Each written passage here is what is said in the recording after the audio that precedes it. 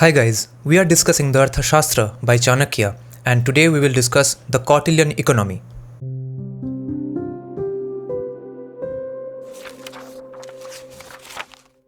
The Kautilyan economy.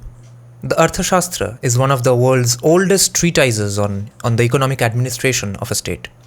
The aim of the three main types of economic activity, agriculture, cattle rearing, and trade, was to generate resources in the form of grains, cattle, gold, forest produce, and labor. Using these, the king obtained a treasury and an army which were then used to bring under his control both his own people and the people of the enemy. Wealth alone enabled the creation of more wealth. A king with a depleted treasury ate into the very vitality of the country. So this is how economics was understood in Arthashastra, but somehow Marxists made Indians forget this. The wealth of the state was the totality of the surplus stored in the king's treasury. The commodity warehouse, the granary, the store for forest produce, and the ordnance depots. The wealth of the state was the totality of the surplus stored in the king's treasury, stored in the commodity warehouse, in the granary, in the store for forest produce, and the ordnance depots. Remember, this is why there was no mass hunger and all in those days. That all started after Shah Jahan mostly happened to take the throne, and under many Mughal kings. That's when this started, that your treasury is finished. You have no idea about how to save and conserve wealth, gold, grains, anything. But you create the Taj Mahal.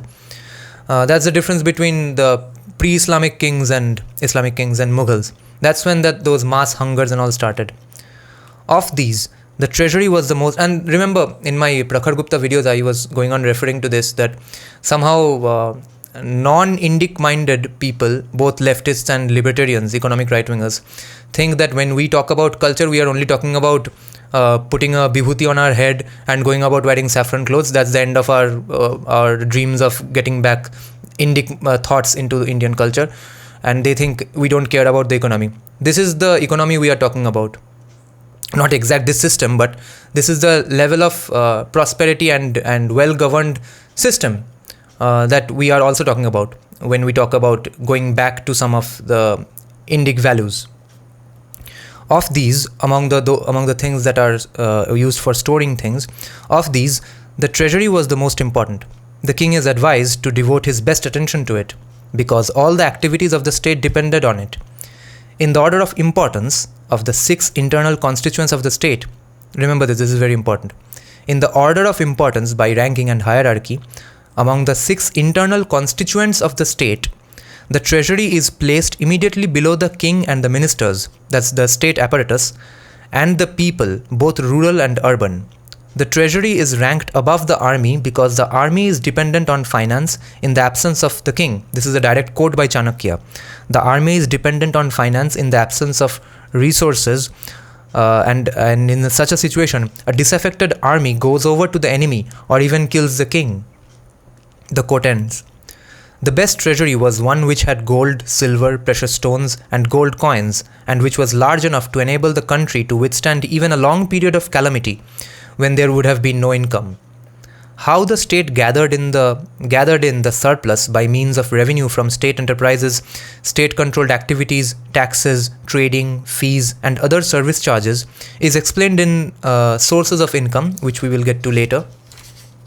A king who found himself in financial difficulties could collect additional revenue by special methods. The aim of the elaborate structure of punishments was not merely to maintain order but also to collect revenue.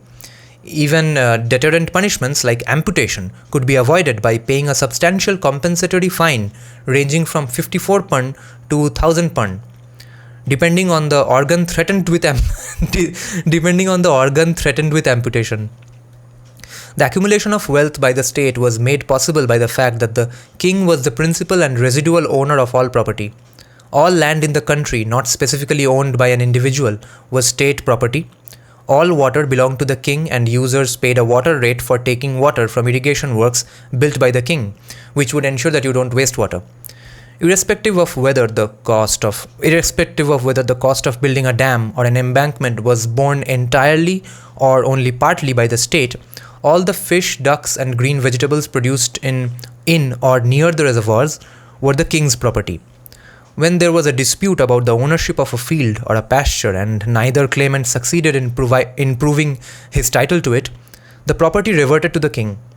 If the owner of a property disappeared, the king became the owner.